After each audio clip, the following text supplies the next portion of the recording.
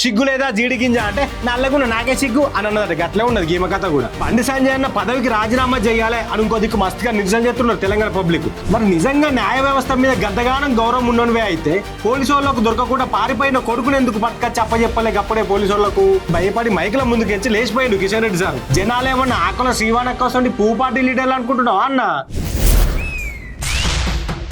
దండోరా మాట సూటిగా, సెటైర్ గట్టిగా. నమస్తే అందరికి, నేను మీ గోపి అలాటి. గుమ్మిలస్ వచ్చి వడ్లను పొతం పెట్టిన ఎలుకకు పిల్లి వంత పాడినట్టున్నది తెలంగాణలో కథ. అంటే దొందు దొందే అన్నట్టు. నా కొడుకు ఏ తప్పు చేయలే అన్నా, నా కొడుకును క్రిమినల్ లెక్క చూస్తున్నారన్నా, నన్ను ఎదుర్కొనే దమ్ము లేకనే నా కొడుకు మీద కుట్రలు చేస్తున్నారన్నా అని కొడుకు భగీరథ్ను వెనకేసుకొచ్చుకుంటా మాట్లాడిన బండి సంజయ్ అన్న అటెనకాల కొడుకు అరెస్ట్ అయినాక ఏం మాట్లాడిండు? చట్టం మీద న్యాయ వ్యవస్థ మీద గౌరవంతో పోలీసు వాళ్ళ ముంగట లొంగిపోయిండు నా కొడుకు అని ఇంత పెద్ద పోస్టు పెట్టిండు. అయితే గైన లొంగిపోలే, మేమే పట్టుకున్నాం అని తెలంగాణ పోలీసు వాళ్ళు చెప్పిర్రు. గది వేరే ముచ్చట అనుకోరి.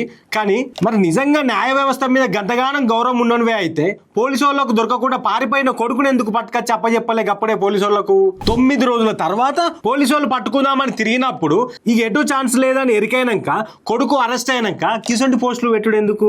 కేంద్ర హోంశాఖ సహాయ మంత్రిగా ఉండి తప్పు చేసిన కొడుకుని ఎంబటే పోలీసు వాళ్ళకి అప్పచెప్పే విడిచిపెట్టి ఆ పిల్లగాన్ని ఏనో దాచిపెట్టి ఇప్పుడు గిసంటి పోస్టులు పెడితే నమ్మేదందుకు జనాలేమన్నా ఆకుల శ్రీవాణక్క కోసం పువ్వు పార్టీ లీడర్లు అనుకుంటున్నావా అన్న అని అనబట్టిరు చాలా మంది. కేంద్ర హోంమంత్రిగా ఉన్నప్పటికీ బండి సంజయ్ అన్న ఆయన పదవిని అధికారాన్ని దుర్వినియోగం చేయలే, చట్టాన్ని గౌరవిస్తూ పోలీసులకు సహకరించిండు అని పోస్ట్ పెట్టింది ఈ ఆకులక్క. భజన చేసుట్ల గీమంతా అందభక్తురాలు ఇంకెవ్వరు లేరు కావచ్చు.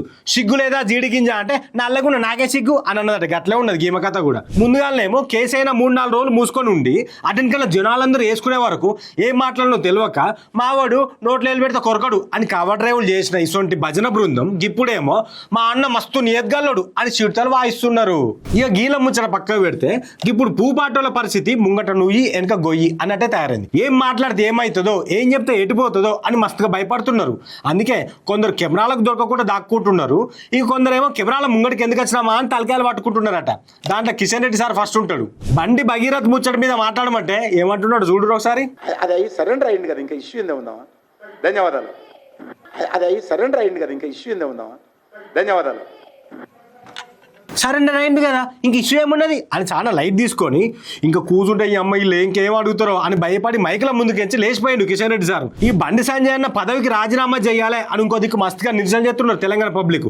ఇక మరి సంజయ్ అన్న రాజీనామా చేస్తారో లేదో చూడాలి. కానీ ఇప్పటికన్నా గుడ్డిగా భజన చేసేటోళ్ళు కళ్ళు తెరుచుకొని చూస్తే మంచిగుంటది.